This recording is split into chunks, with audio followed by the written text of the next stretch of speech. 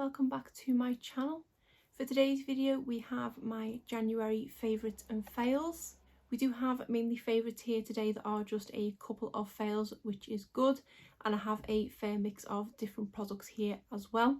I'll start first of all with a couple of makeup items.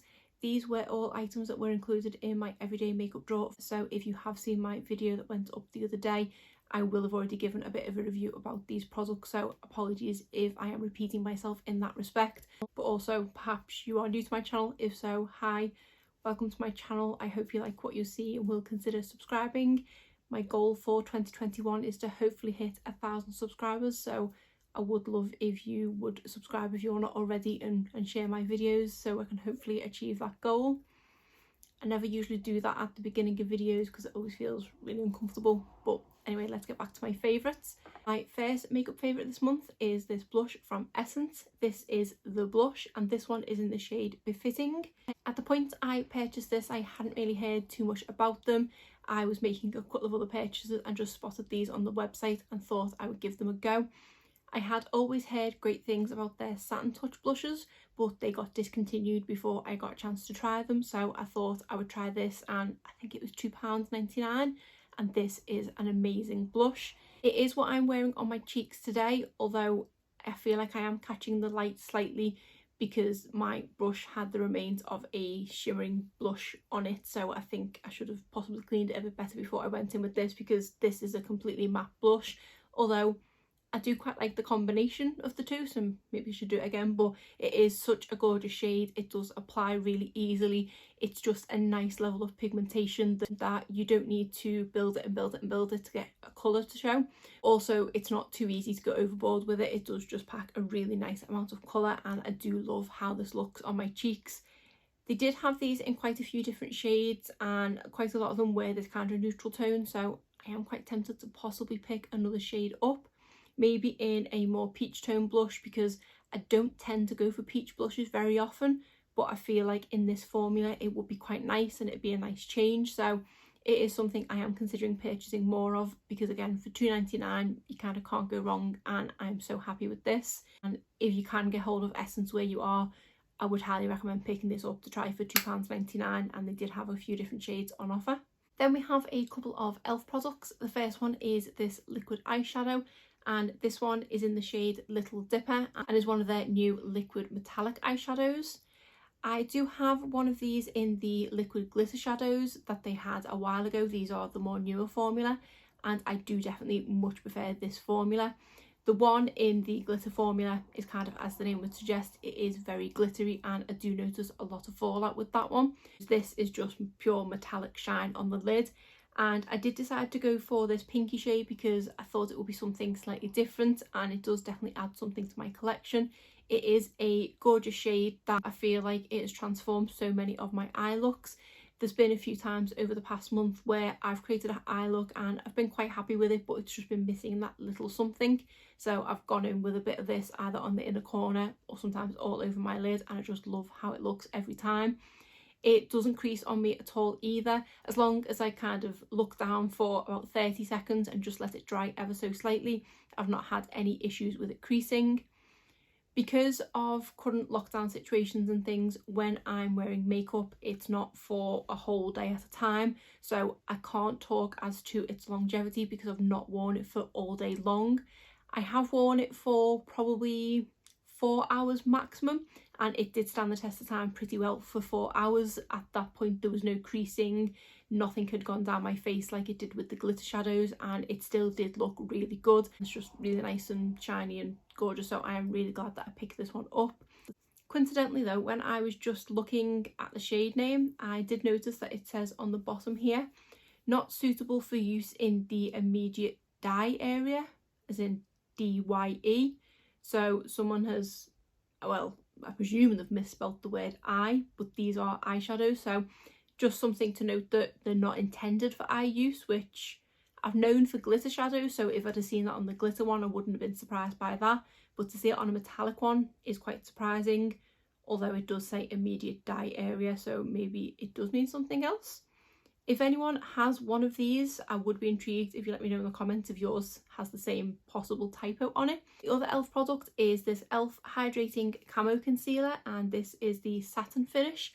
I have this one in the shade Light Ivory, and I've been enjoying this concealer so much. I did try the original Camo concealer and I wasn't a big fan of that one at all. I don't think the fact that the shade I got for that one was too light helped, whereas this one is a really good shade match for me, and I just also love the consistency and the formula and things of it as well. I'm very fussy when it comes to which concealer I apply under my eyes.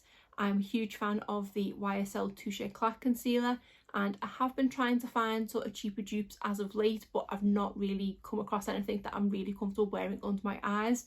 But this one I was. I don't love it quite as much as the YSL one, but it does come pretty close, and it is really nice to just actually be able to go in with just one concealer. Normally I'm applying the YSL one under my eyes and then another one on my face and on my blemishes and things, but with this it does everything. It is really effective at covering my blemishes and just any other sort of imperfections that I have. It is a really nice sort of peachy tone, and I think that's why it does work under my eyes, because the YSL shade that I use is number 1, which is the more peachy shade, and I feel like it does combat the purple under my eyes but also the redness on blemishes really well. I've never had any issues with caking on this one either, and this is also a really nice concealer to wear under foundation as well as on top. When I am suffering exceptionally from breakouts, I do always like to go in underneath my foundation as well as on top with the concealer, and this one just worked really well in both instances. But is nice if I'm not wearing any foundation but just need to spot conceal without looking that I've obviously tried to spot conceal. So this is a great concealer and probably one of my favourite ones that I've tried recently. Then I will move on to a couple of skincare items. The first one is this product from number 7, and this is one that I did put in my project pan for 2021. This is the Instant Results Nourishing Hydration Mask, and this is a product that I did get in my number 7 advent calendar in December, and is definitely a product I would never have purchased. It is just a hydration mask, but it's the one that you wash off, and I don't tend to like those kind of masks. I'm quite lazy when it comes to masks. I do just prefer a sheet mask that I can take off and put in the bin and not have to worry about being near a sink and wiping my face and things. But what I've actually found myself doing with this one is using it in the shower, because you do only need to wear it for, I think it says about 3 minutes. Yes, relax for 3 minutes, but if you want an intense treatment, leave on for up to 10 minutes. So for me, it's the perfect thing for the shower. I tend to wash my face as soon as I get in the shower. Then I apply this while I wash the rest of my body, and then by that time I'm then able to wash this one off and then wash my hair, etc. And it does make my skin just feel so instantly soft and hydrated and even plumper. And when I get out of the shower, normally if I'm not using this and just wash my face, because of the heat of the shower and things, I feel like my face always feels like a little bit tight, but this just leaves it feeling so soft and so hydrated. And I did actually get another one of these in a beauty kit thing that I picked up after getting the advent calendar, so I am really glad that I do have another one of these to go into once I've used this one up. But I was intrigued as to how long it was going to take me to use it up, which is why it is in my project pan. But yeah, great moisturiser, and especially for one if you don't have a lot of time on your hands. My other skincare item is this product from Inuk. This is the Noni Light Oil Serum, and this is, to be honest, another product that I wouldn't have purchased myself.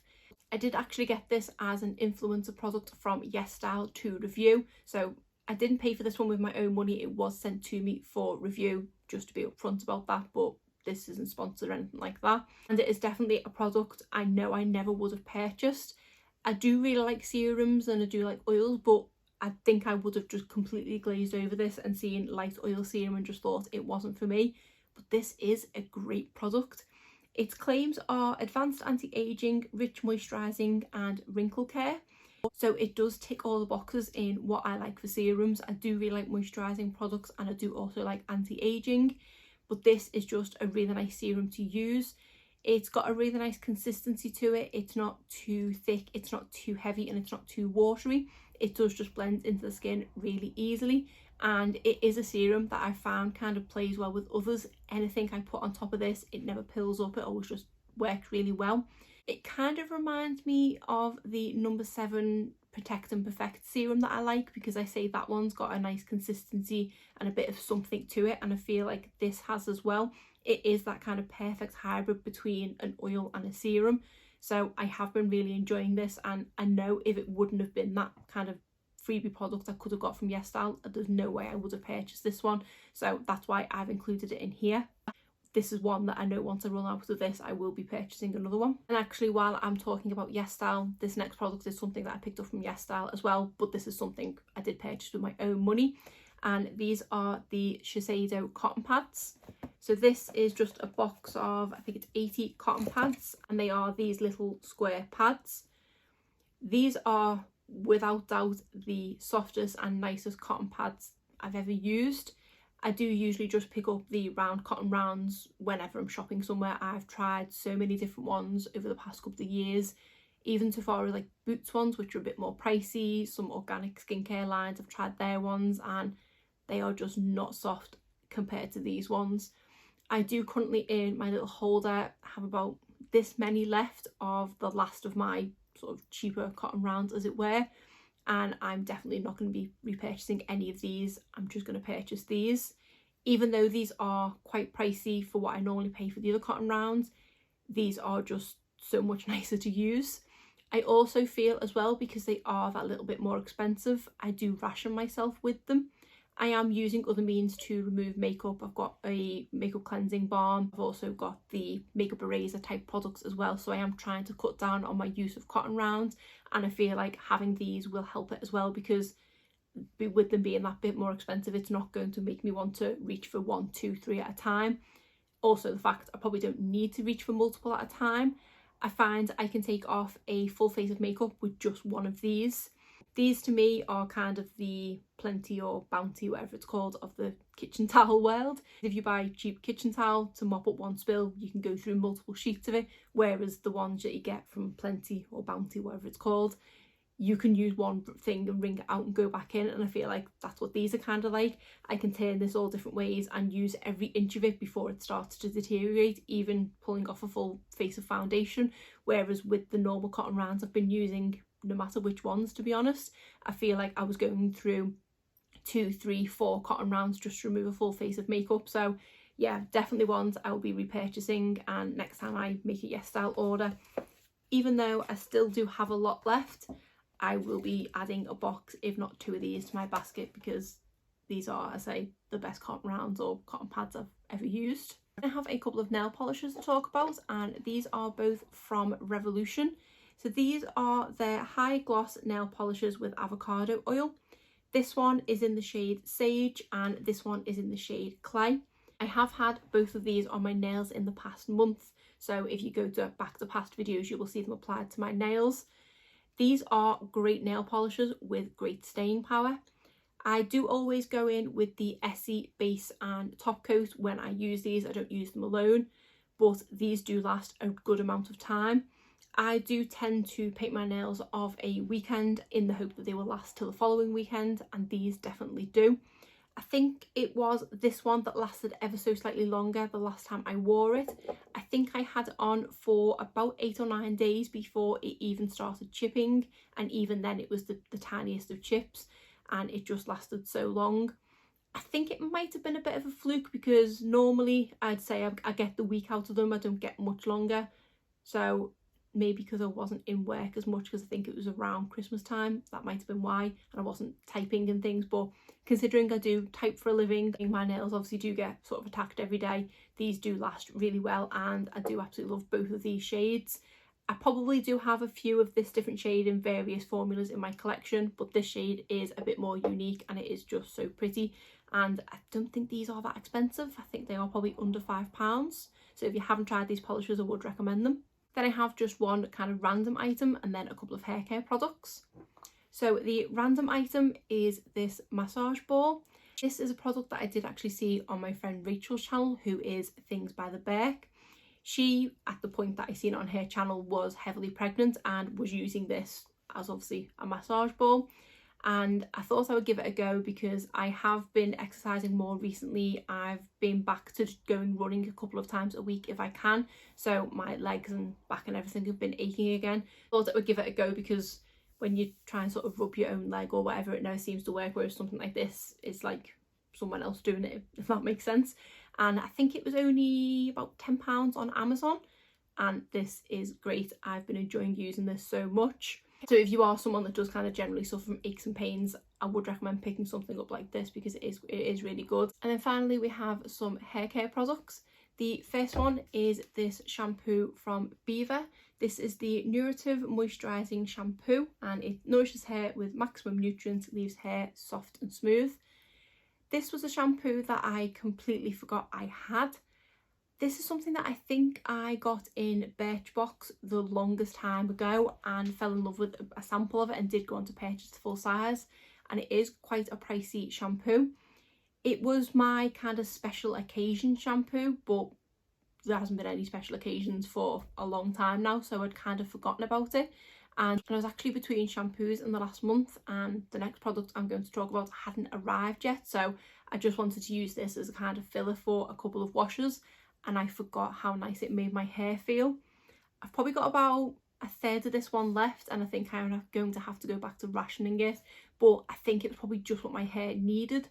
Because of being between shampoos and I'd tried a few different ones that didn't work for me, or I'd tried a few different samples, my hair had a lot of different products in it. Whereas this, I feel like it just completely kind of flushed everything out and just made my hair look that much more softer and healthier and things. It doesn't really do anything to tame the frizz, but not a lot of products do. It just makes my hair feel really soft. So it is a product that I am probably going to have to try and source out once I finally finish this bottle, because it is nice to have that one shampoo I know I can completely rely on, but I just do not know where to get this from at all. If you know anywhere I can get this shampoo, please let me know, because it is a great shampoo. And then my final favourite of January is the Function of Beauty shampoo and conditioner. These are constantly popping up on my Instagram as sponsored posts and things, and like I say, I was kind of in between shampoos. I had tried a couple that just hadn't worked for me, so I thought I would bite the bullet and just finally give this a go and see what it was like. And I have really enjoyed it, and I can see what all the hype is about. So I haven't put like the stickers or anything on them, but I went for the obviously bigger size shampoo and the smaller conditioner, and I think it was £34, but I did have a 20% off or a 30% off code, so I don't think I paid much more than £20. My maths is terrible, that's probably completely wrong. But I think they are decent sized products, and I really like that they have a pump as well. I don't think I've used shampoo before that has a pump. I always just kind of go for this sort of bottle. But for me, it means that I'm using a lot less of it. I'm going to put this down and just use this as an example. So for shampoo, I am quite terrible for going in with an awful lot of product, whereas this shampoo, you don't need it at all. I have sort of been testing how many pumps is the ideal amount, and for me I probably only need 2 pumps of this, and in my hand it doesn't look like a lot of shampoo, and it's probably half the amount of what I usually go in with, but this has a great lather to it that I just don't feel like I need any more. For me, that is one of the things of how I judge whether I like a shampoo or not. I'm just not a fan of ones that don't really lather up. I just don't feel like they fully clean my hair. Whereas I say this has got a fantastic lather on it. So I am using less product, which is obviously great in the long run for spending money, because it is a bit more pricey. Obviously probably better for the environment as well. And then for the conditioner, I probably only need about 1 pump of that. I know a lot of people say they go through conditioner more than shampoo, but that's just never been the case for me. I've always only gone in with a small amount of conditioner, but for me, I mainly just condition from sort of there down anyway, so I don't need as much. But yeah, for me, a pump of this is enough, possibly not quite a full pump, and then I use 2 pumps of this. But it is just nice that I can monitor how much I'm using, and this is going to last me a decent amount of time. I did put this on a subscription on the basis that it got me free shipping and I could cancel at any time. I think I did it for the longest point I could, which I think was 6 months, because it does take me a long time to go through shampoo and conditioner because I only wash my hair twice a week. So I don't know if I might need to snooze the next one if I can, because I don't think I'm going to go through this in 6 months, especially now using half the amount of shampoo I normally use. I didn't think to bring over my little card of what I put my hair concerns to be.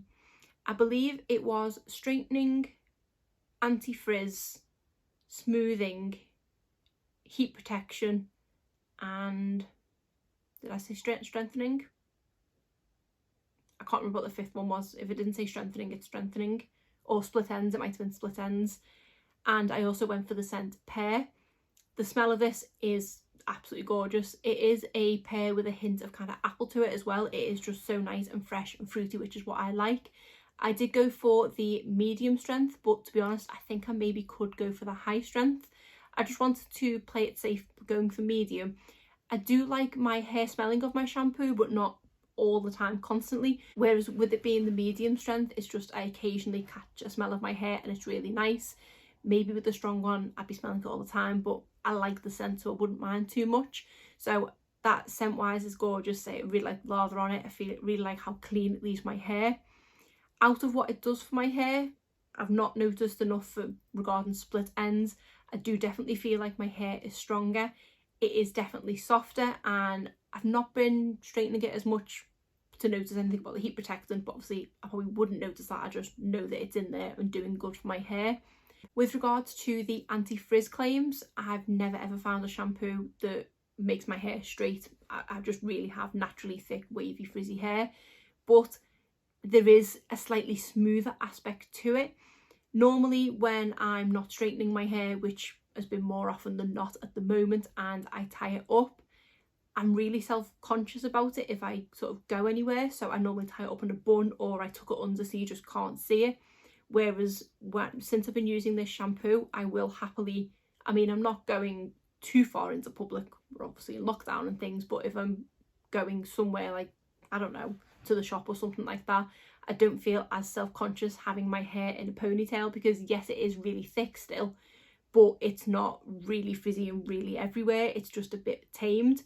So that to me is kind of a win when it comes to the anti-frizz aspect. I didn't expect complete miracles, because again, I've never found one that works, but just that slight taming of the frizz is a win, and that makes it work really well for me. I'm really glad that I did pick up this system, and I don't know if I stopped using the conditioner and maybe just purchased the shampoo going forward, whether it would be as effective, or I do need the sort of combination of the two for it to work all together.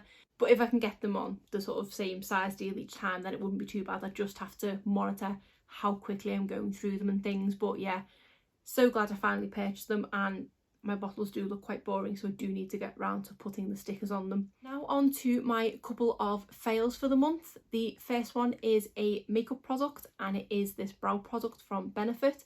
This is the Brow Micro Filling Pen. I just could not get this product to work for me at all. It is one of those sort of 3-tipped brow ink kind of products. I went for the shade light brown because according to the guide of what I normally am, this is what it recommended. But for me, the brown tone of it, it's a bit too warm toned. But for me, because my brows are, to me, more cool toned, it looks more obvious when I use this. That's when I could even get it to work. So my brows at the front here are really sparse, so I was hoping I'd be able to draw brows in at the front bit, and then I didn't mind if I needed to go in with 2 brow pencils. I was mainly thinking about this for the front, and then I was quite happy going in with another brow product for the tail and things, but I just could not get this to show up. I felt like if I'd get one stroke and I could see some hairs, as it were, as soon as I'd go in with another stroke, it'd sort of rub out what I'd just done. And in the end, it just looked a bit like an ink stain. There was no defined hairs. It just wasn't good at all. And I didn't feel like it worked where I did have hair. So if I put it through here, I had a slight red tinge to my brows, but they weren't looking any fuller or anything like that. And I also felt like I had to kind of constantly shake this product to get something out. I couldn't go in with 2 brows. I'd have to shake it or manipulate it to try and get the product out, or go on the back of my hand to just make the liquid flow to the top. I am glad I tried it because it was something different, and I was hoping it would work for me. I'm glad I didn't pay full price for this one. And then my other fail and final product is yet more hair care. As I said, I was between hair care. I've been trying quite a few out recently, so that's why they're all in this video. And these are from Briogeo. So these are the Farewell Frizz shampoo and conditioner, and I just did not like these at all. The conditioner isn't terrible, but because it was kind of in a set, that's why I've included them both in the fail. It's definitely not the worst conditioner I've tried. It didn't really do much, to be honest. Definitely didn't farewell the frizz. So I've included it in here, but it is mainly the shampoo that is kind of the biggest fail. So this is a product that I just didn't feel like it cleaned my hair at all, but I also had quite an inconsistent experience with it. The first time I used this product, it was okay. I mean, there wasn't a lot of lather, which I do enjoy, but I can kind of make do if I need to. My hair didn't feel 100% clean, but again, was probably down to not being much lather. It didn't feel like it tamed the frizz at all. The first time I used it, I didn't straighten my hair. I did just leave it kind of natural, and it just was really frizzy, and it didn't really do anything considering it's supposed to be a farewell frizz smoothing shampoo. I didn't feel like there was any smoothing to it. I also felt like my hair was excessively kind of tatty and things, and I don't really get tats in my hair. I regularly use the wet brush, and I find that I never have a problem with that catching my hair. It does just glide through. But this one, when using this shampoo, I was getting tats in my hair all over again, and I did actually have to use my daughter's detangling spray just to kind of guide my brush through it, so I didn't love that aspect of it. So I was already wary of the product based on that first use, but I was going to give it a couple more uses. So the second time I used it was a time that I needed to straighten my hair. I was planning on filming some videos and it just went completely wrong. I noticed in the middle of cleaning my hair that it was starting to kind of mattify under my hands. I did feature in, I don't know what fails video it was, the mane and tail shampoo, which I tried a while ago, and that had a kind of feeling where it was mattifying my hair. This wasn't as extreme as that one was, because that one literally felt like I'd put a helmet on my head, whereas this was just part of my hair, mainly in the back at the middle, was really mattified, and it felt dry. Even though I stood with my head under the shower for a long time, I just didn't feel like the water was kind of penetrating where I'd had the shampoo. It's very strange. But then when I got out and dried my hair just didn't feel like it was drying, and it felt like greasier than when I went in to wash my hair. At first I thought maybe I haven't washed all the product out, but because of it having that kind of mattifying sort of thing while I was doing it, I know I had my hair under the shower for a long time. I was kind of separating all my hair under the shower, so I know I washed all that product out. It was just horrible all at the back. So I think these front bits were okay, and there are actually a few videos where I did film it because I didn't have time not to film, and the front of it was okay. But if I would have gone like that on video, all underneath here, I hope it looks okay now, but all underneath there, it looked like it was wet, and it was also like, it felt like it was greasy. So I was drying my hair and kept kind of thinking, this isn't dry, brushing it through, drying a bit more, and I normally take about no more than 10 minutes to dry my hair, and I think I must have been drying it for pushing 20 minutes, and it still felt wet, and it just felt greasy and it felt horrible. And when I was straightening it, I think I ended up using half a can of dry shampoo just to try and soak up the oil or product or whatever it was that was clinging to my hair. So yeah, it's safe to say I had a pretty terrible experience with this. It's such a shame because I have wanted to try Biojo for the longest time, and when I made this purchase, I was torn between this and whatever the green shampoo is. Is it maybe the apple, or they have like a banana one, or one of them superfood shampoos, I think they are, that I was torn between. But because I could get these as minis, I decided to give these a go. And I do kind of still want to try the other ones, but it does really put me off because I had such a bad time with that shampoo. That just did not work for me at all. But that is it for my favourites and fails from January. That is it for today's video. If you did enjoy it, please give it a thumbs up and subscribe if you're not already. Thanks.